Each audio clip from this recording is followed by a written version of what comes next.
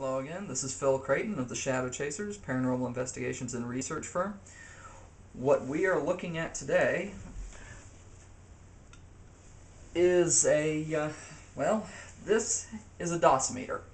Actually, these both are dosimeters. They're brass tubes with specialty electronics and sensors within them that determine the amount of radiation you are exposed to. This is particularly gamma and X-ray radiation. Typical background radiation, cosmic radiation from the environment.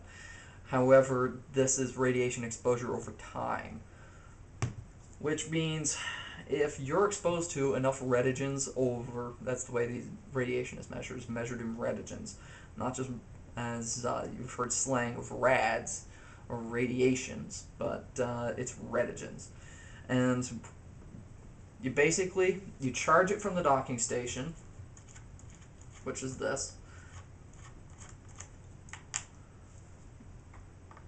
Charge it on here, look through here, adjust the sensitivity of your scale within this,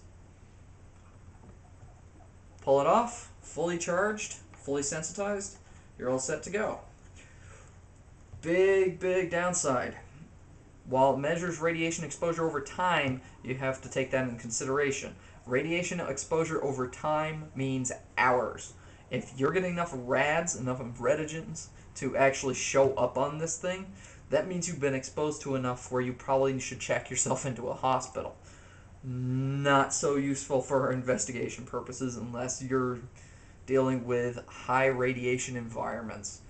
And if that's the case, you might want to reconsider what you're doing. These are Victorine models, classic air defense, civil defense models, and these came with a Victorine model Geiger counter.